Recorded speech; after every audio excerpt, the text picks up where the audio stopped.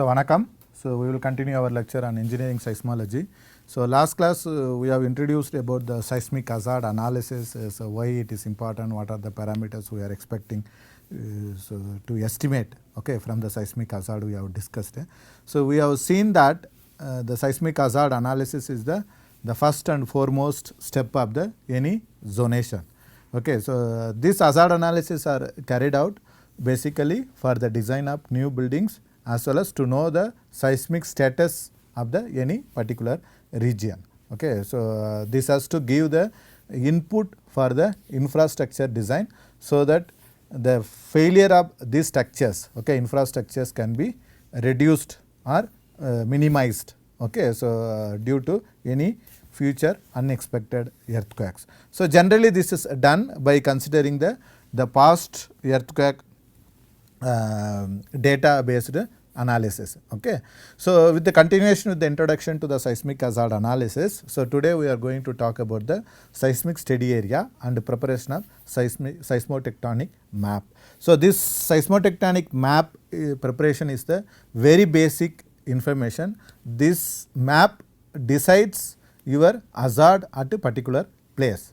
So, it should be done with a very careful thought as well as the input data and necessary models, and then collect all the information. As we have discussed the seismotectonics of India, we have seen that a different part of the India behave differently because of the different seismotectonic force associated with that.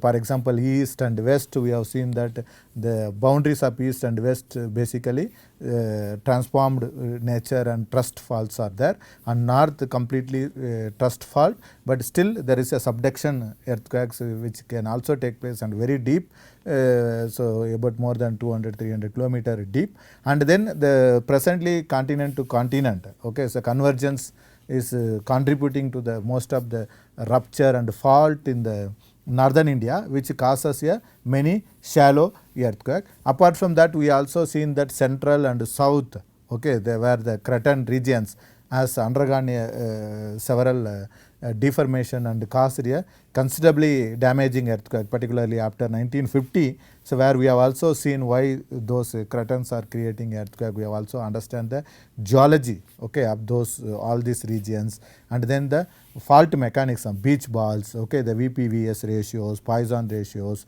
the depth of earthquake. So, these are all the seismotectonic information. So, the fault type, focal mechanism type. So, these are all the data fault seismotectonic details of the particular region, which has to be compiled. So, even though we are discussed in the India level, like it's like a global or bigger scale, macro scale we discussed, but when you want to do a seismic hazard analysis or a particular site, you should narrow down to the particular place and try to understand what is the seismotectonic details in the particular region, and try to prepare a seismotectonic map. So, that is what we are going to discuss. Before starting preparation of the seismotectonic map, first of all we need to identify the seismic steady area. So, what is the seismic steady area? We know steady area. Steady area means where you are keen and interested to collect some data or interpret some result or analysis some result is the steady area. So, seismic steady area means actually, so generally most of the project or any kind of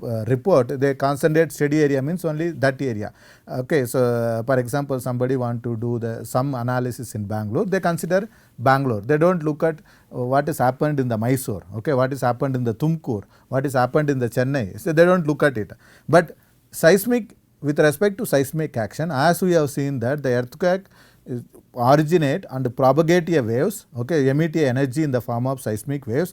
That waves can reach throughout the world. So, that means it's not only the earthquake happening in Bangalore will affect a Bangalore, the anywhere earthquake happening in and around Bangalore also will affect. The around means what is that around, what is the radius we have to decide, how much area we should consider, that is a seismotectonic.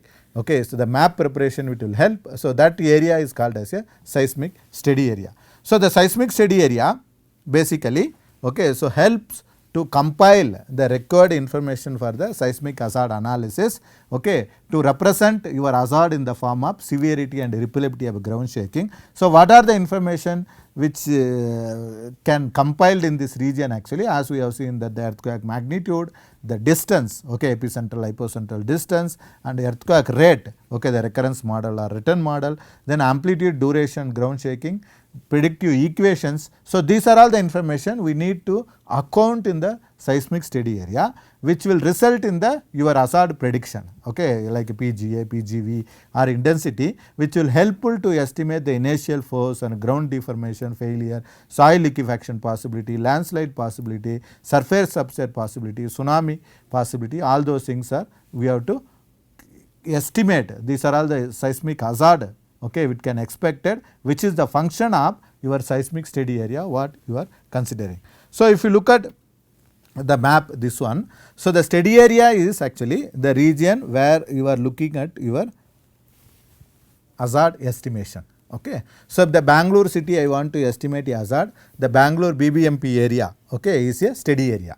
Okay, that is the steady area, that may be in any shape. So, depends upon the place to place, some place you will have the a proper circular, some place you will have the irregular shape, some place you have even linear shape. Okay. So, that it does not matter. Okay. So, the steady area is where you are trying to predict hazard is the steady area. Okay. So, the seismic steady area is area where you need to consider, okay, whatever parameter we discussed the previous slide, all those parameters need to be considered, okay, within that radius is a seismic steady area. So, generally the seismic steady area will be the several times of the your steady area diameter. So, for example, this is the, I say it is a Bangalore, okay, if this is the Bangalore, okay. So, my steady area will be this much radius. So, how I will decide this much radius, that is what we are going to discuss, what is the practice we do. So, what are the lacuna in that, okay, what way we can select more representative steady area. Okay.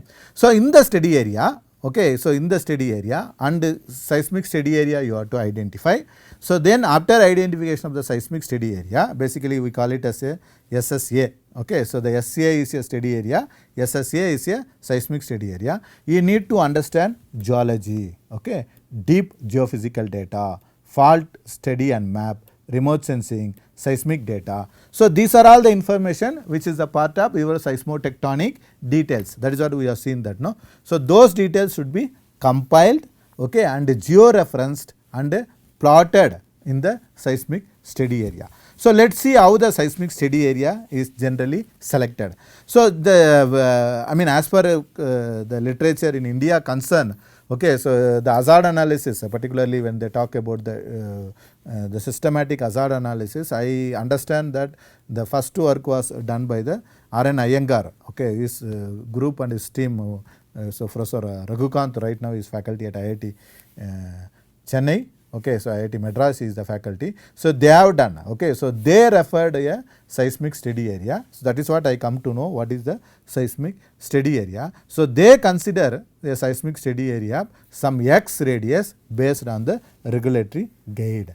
Okay, the regulatory guide 1.082. What is this regulatory guide? This is actually regulatory guide actually released by the US nuclear agencies. Okay. For doing any seismic hazard studies, okay, one has to consider as per regulatory guide, this is the seismic steady area, okay, which says that, so the investigation should be performed at 4 level, okay, with the degree of detailed based on the distance from the site, okay, this is the distance from the site, nature of the quaternary tectonic regime. So, based on the tectonic regime, the geologic complexity of the site and region. So, the site geology and complexity also need to be accounted. The existence of potential seismic source and potential surface deformation.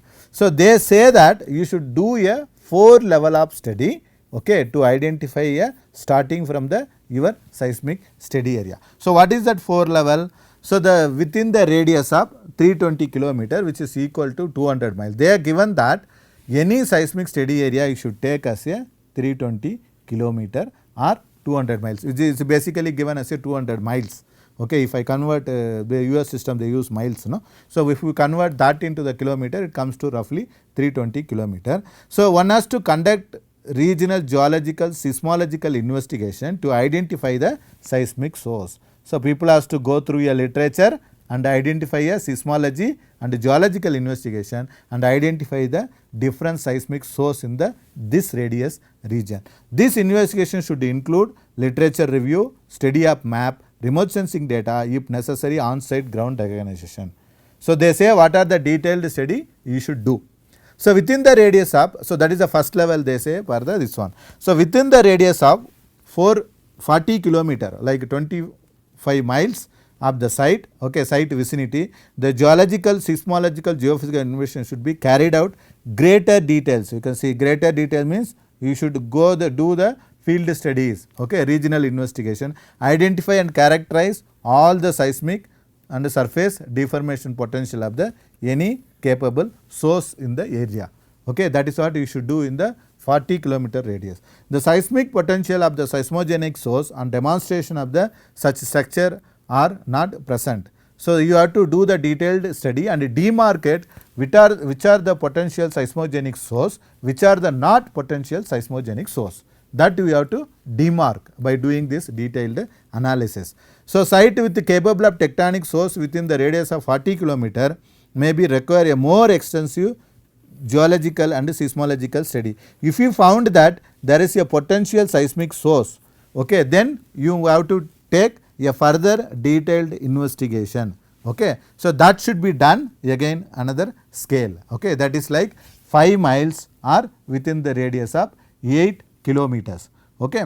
So, the detailed geological, geophysical studies and then geotechnical investigation should be conducted to evaluate potential tectonic deformation in the near ground surface to assess a transition characteristics of the soil and rock if there is a potential seismic source. So, this will be the level 3 level. So, within the radius of approximately 1 kilometer from the site, which is like roughly 0.6 mile of the site, very detailed geotechnical, geophysical, and then geotechnical, geology, geophysical, geotechnical engineering investigation should be conducted to assess specific soil and rock characteristics, so that you understand how the wave propagation going to change when earthquake comes. So, that is the whole idea of this.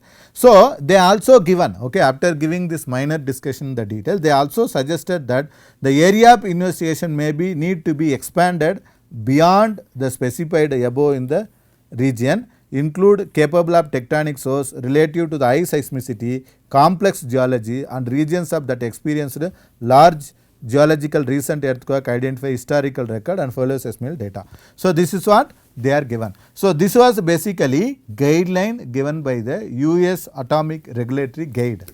Okay. So, they given this guideline to basically do seismic hazard analysis of nuclear power plant located in the northeastern America. Okay. So, because the western side they do not have much nuclear power plant. So, the eastern side they place lot of nuclear power plant. That power plant seismic hazard analysis, this is the guideline given. So, the Raghukant actually one of his paper he quoted this regulatory guide and used 300 kilometer, okay, as a seismic study area for the analysis in the some I think Mumbai city or Delhi city somewhere. So, this was the first work where they consider the seismic study area officially to account. Okay. So, when I was working on this research area, as I told you that I not only adopt a procedure, I also try to understand why we adopt that procedure by doing the research area. I initially adopted like 350 kilometer for the Bangalore. Okay. So, because the 320 was written in the regulatory guide, 300 was followed by the Raghukant, then we taken a 350. Further, I tried to investigate why that seismic study area is very important. So, that investigation and findings only helped me to demarcate how to estimate a seismic study area at a particular place. So, what I did actually, look at how the damage pattern in the northeastern USA. So, northeastern USA is actually also called as a stable continent region. Okay. So, there the earthquake occurrence similar to peninsular India, but they did not have experienced any big earthquake, okay, before release of that regulatory guide, even after release of the regulatory guide until now. So, can we adopt a similar procedure, a similar concept in the peninsular India. So when I am discussing with the seismotectonic details, I told you that our crust formation, okay, the crust formation in peninsular India, particularly the Craton regions, are thin, about 39-35 kilometer thick of crust. When it goes to Himalaya, it is a thicker, about 70 to 80 kilometer. That is what we have seen. This thickness is lowest among the world over anywhere in the intraplate slab crust thickness. Okay, that is what we understand. So that means you are taking up similar kind of recommendation, even though it is a similar tectonics, both of them are intraplate in nature, can it be right or wrong? So that is the question I pose myself, and try to understand whatever available recorded, okay, or the earthquake which is experienced very recently, and how the area, okay, the felt area like intensity, okay, because the measured data are very limited. So the intensity indicates that how much distance people are feeling similar kind of intensity values. Okay, so that I try to study by taking a two typical earthquake, and then decide that whatever we are doing seismic study area, right or wrong, how we should decide. So let look at here, because I started my research on the Bangalore region. So then further I did actually for the Coimbatore. So I take here South India as a example for demonstrate how the seismic study area has to be selected.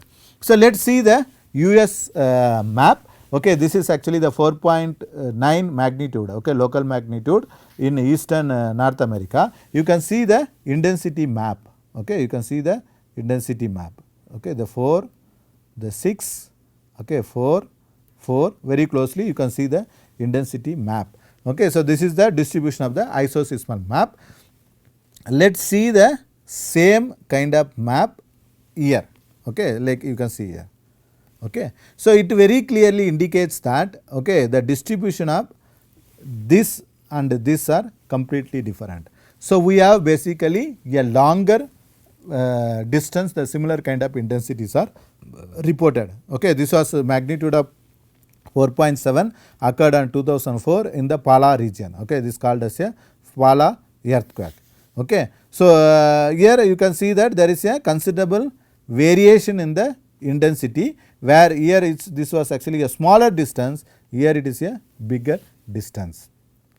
So which indicates that the wave propagation in the peninsular India may be different than the wave propagation in the Northeast America, even though regions are similar. So that means the damage level, since the wave propagation or intensity indicate a damage level are felt. So similarly, the bigger earthquake may cause a larger damage than the US. So then I look at what are the isosysmal maps are present or prepared in India for the past earthquake. So when I was talking about the isosysmal map, I told you what is the importance of that. So now you realize that where it is important, because since we don't have the recorded data, the alternate only available data is the damage map or the isosysmal map or intensity map. That map I try to study. So this is the typical isosysmal map which is published by the Geological Survey of India for Coimbatore earthquake. There was a Coimbatore, okay, so earthquake during 1900. Okay, 8th February there was earthquake with the magnitude of 6.3 or 6 to 6.3. You can see that, okay, the 4 intensity like 4 to 5 is the intensity which is interested for the any civil engineers, where your structure get the cracks or start vibrating, and then the duckling and all those things will happen. So that intensity value we should look at. You can see the distribution of the isosysmal. So this all controlled by the your local geology. So that means taking up seismic study area, considering the local data is more appropriate than using a universal approach, okay, or universal procedure, because nobody telling us to take, we are only whatever literature available, we just going through and taking that.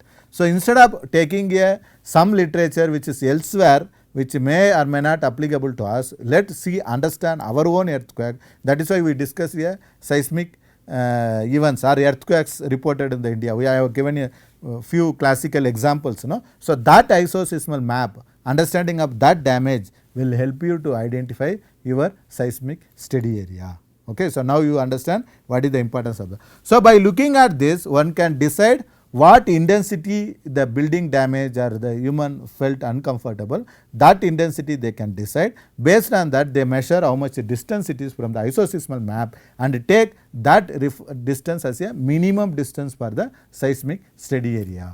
So that means taking up seismic steady area may not be uniform throughout the India, as we have seen that the southern part behave differently, western part behave differently, central part behave differently, and east and western part behave differently, northern part behave differently. If we recall all the isoseismal map what we discussed, some of the map even it goes up to like 1000 kilometer with the intensity of 4 and 5 we have seen. So those kind of places if you do, basically you have to consider your seismic steady areas here so much.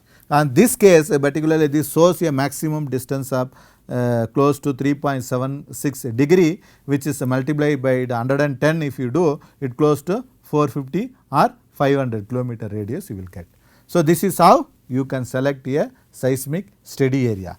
So now we understand the steady area and a seismic steady area. Once you select a seismic steady area, then you try to see what are the geological formation. So when I talk about the South Indian geology, I told you know, so understanding of geology will indicate how more the complex is geology, you can expect more and more seismic activity in this region. So similarly, this is your Bangalore, as I told you that steady area. So this is my seismic steady area. This is the radius where I try to collect all the geological and the seismotectonic features. Here you can see that this is basically a Kadapa this one, and then the nice granitic terrain. Okay, so all the geological formation you can see. Okay, so these are the similar type, more complex geology. Okay, so these are all the place more complex geology. Okay, so this is the way you should compile. So this geology and seismotectonic details is already may be published. So as I told you that during 2004 only available data was the seismotectonic map published by Geological Survey of India, but now there are a lot of studies are available even for a Bangalore. Okay, so those kind of studies based on the recorded data in the region should be considered. So you compile a geology and seismotectonic data and try to the, as I told you that the seismotectonic map published by the Geological Survey of India, it consists of lot of seismotectonic details, okay, like location of the fault, lineaments, okay, shear zone, geological boundary, earthquakes, heat flow, magnetic flow, depth of earthquake, all those information is compiled for the whole India and published as a seismotectonic map. That map is actually available for the cost. So you can look at, this is a typical map, it has actually 43 sheet of this kind of map, and each India is divided as a different grid. Each grid this kind of details are provided. You can see even the beach ball they are given, you can see the beach ball, okay, the depth of size of earthquake, depth of see here. So there are all the geological features. Then the fault, heat flow map. So this is a typical sheet 21, sheet 20. Okay, so like that the Bangalore comes under the 4 sheet. So you have to take that sheet. Now it is available as a soft copy. When I was doing, actually we have completely digitalized all of them and try to merge and create this map actually. Okay, by removing the by creating different layers in the AutoCAD. So sometimes these maps may be very low. Okay, very old. Okay, for example, I said 2004 I did my analysis. So 2000 map is actually quite new, but the same map if I do now, okay, it's completely old. So I have to look at what was any updated studies done on this region.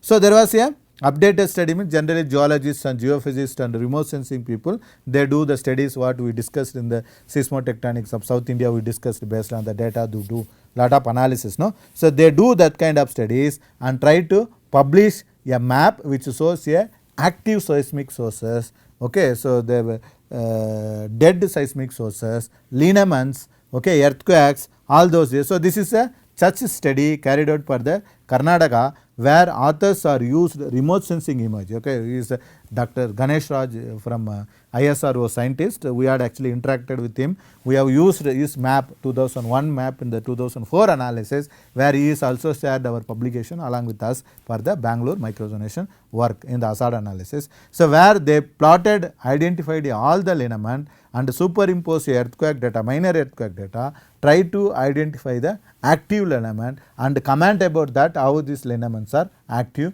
why it has to be included in the seismic hazard analysis. Okay, they carried out that study, part of his PhD. So this paper is published as a Ganesh Raj and Nanjundayya's guide. So that information also we need to consider any remote sensing data in the region. Okay. So then, so remote sensing data, as I told you that, so remote sensing data you can also collect and verify when your data world analysis are available, you have to look at that. So if you see the remote sensing data, generally you can able to get the linear feature lineaments, okay, the seismic activity, the fault or lineaments, okay, so you can easily get from the satellite data. This is a typical satellite data which shows some of the lineament. Okay, you should not get confused with the lineament and road. So you should always approach a expert on remote sensing to process your satellite data. Here also we have taken Ganesh Rad and his group for the Bangalore analysis, where we have been seen this lineament and this lineament as a new. This is called as a Mandya Channapatna Bangalore lineament. Okay, so this is basically IISc. This is the roughly a Bangalore city. Okay, so apart from identifying this kind of sources, you should also go and physically verify how it is geological. So this we have also done that. So this is actually the Kanwa reservoir. People who are in and around Bangalore will be familiar with that. So you can see that this is actually the reservoir where this is the part of the lineament. This is the downstream and upstream side of the Kanwa reservoir. So you can see that if we are saying active based on the some earthquake data and the satellite data, how field it is varies. So we went and then we have taken a geological studies on that with the help of Ganesh Raj and talking to the people. So and then what is their experience on earthquake, how. So they are all given, even said that when Bhuj earthquake was there, people living in this part of the area felt that vibration more than a people living here, okay, or other side. So and even the Sumatra earthquake, they said they felt. Okay, so that means this zone, whatever we are talking as a lineament or this one, this is a deformation zone in the crust. Okay, that is what we can take. So then we let see the geological sample. We have collected a geological sample on the left side and right side. You can see the rock formation orientation. See, you can see. So this is how the rock is oriented on the one particular direction. In the other direction, you can see the rock how it is oriented. Same type of rock, it's oriented. So that means once this rocks may be similar, there may be breakage in the geological period which we are not seen, like several thousand years or million years old, then these rocks are get turn around because of this breakage and movement of the taken place in that region. So this kind of field studies need to be carried out, okay, to identify whatever information you are getting right or wrong. Okay. So you can also look at some of the features, okay, subsurface features, okay. So on this one, the fracture surface, evidence and movement of the ground, okay, by looking at the geological rock samples, soil samples, all those things. Presence of two different material type of same location, that is what we have seen, missing and repeated and truncated strata, so which indicates that there was some kind of movement taken place in the long. So topography, scrap, anomaly, stream gradient, changes in the elevation of the shorelines, that we will show in the next slide. Abrupt changes in the groundwater table, gradient, okay, chemical composition and presence of hot spring. Within a short distance, if you see all these irregularities, which indicates that so there was some kind of geological disturbance is happening in that area. So lineament caused by the topography or vegetation. Geophysical indicates subsurface faulting, including the steep magnetic gradient, difference in the seismic velocity. So all those data also you can do if there is a possibility. So you can see that the fault scrap is actually topography expression, faulting attributed to the displacement of the land surface by the movement along the fault. Fault scrap often contain a highly fractured rock on both odd as well as weak consistency. Height of the scrap generally, so formation equal to the vertical displacement. So you can get here this kind of geological features, you can see. So same land down due to the this kind of seismic activity. So you can also see here, see this first. Okay, so you can see here. So this is a raised up, okay, so same soil here, same soil here. So this kind of geological land formation and it is called as a fault scarp. This give the evidence. Okay. So this data, okay, we have to basically collect it and use it in the this one. Then identification of the shoreline. In the sea area there will be shoreline changes. Okay. So in the water bodies and all, you can see here how the rocks are there. Okay. So you can see how the see. Okay. So see there is a, so these are all the features you can study basically, and by doing a geological investigation in the site. Okay. So abrupt changes in the groundwater elevation due to the increasing the pore water pressure also causes a liquefaction in that. Hot spring, okay, produce here this one. So this is the hot spring, where generally hot spring comes because of the magma eruption in the particular area. So somewhere suddenly if you have the hot spring in the ground, it indicates that there is a geological activity is taking place. So this is the, so before event how the hot spring was, after the event you can see. So before earthquake, after earthquake, where you can see the activity physically. So if you have this kind of hot spring, one has to be very careful, there may be chances of seismic activity in that region. So the seismotectonic map, okay, should include all this geological and features parameters and try to compile them, okay, by doing a detailed analysis. This is like a lineament identification in the satellite image again. So you have to include that, and where you can try to even understand what type of fault, how the movement taking place in that particular location by looking at a geological deformation. Okay, the shear zone activity happening at a particular place will be visible as a shear zone, where you will have the very fertile land. In between you will have the rock terrain, and suddenly you will have the very fertile land for a several kilometer width. So like we have seen in the previous slide, no. So here this here you can see that this, so here, so basically this region is very fertile, but this is very hard rock. So this kind of geological differences will give you the your indication of the seismic activity in this. So all this information need to be compiled and prepared as a seismic source map, okay, which is called as a seismic source map, which has to indicate all the fault in the region, active fault in the region from the remote sensing, field observation, photo studies, literature as on date when you are doing the hazard analysis. You should not take 10 years back map published by somebody X and do the hazard analysis. If you do that, you will end up in the trouble, okay, by deciding the your seismic steady area. So this will help you to estimate a more reliable hazard values as we try to map all the possible seismic sources due to this kind of detailed analysis. Okay. So this is actually a typical seismotectonic map, source map you can see. So again for the Bangalore. So where you can see we have used like a neotectonic fault. Okay. So this one, the fault involving the cover. Okay. So the some fault where it is not hidden, it's in a fault involving the basement cover. Okay. So the green one. Okay. So then the fault involving the basement. So other type. So like that we have different type shear zones. Okay. So the shear zone. So shear zone. Okay. Lineaments. So all those information has to be compiled. Okay. And then made a data, okay, like how many sources are there. Each source has to be systematically numbered. You can see here. You have to systematically number by assigning a fault 001, fault 002, something like that. And then highest parts and lowest part. What is the, how many lineaments are there, how many shear zones are there, what is the depth of earthquake this area experience, what is the VP value, VS value, Poisson ratio of this region from the previous literature. If it is not available, you have to do detailed study, depends upon the project. Okay, if you are doing for the important project like nuclear power plant, dam and multi-stories, is time investing on that, so that your reliable hazard estimation will happen because of these maps.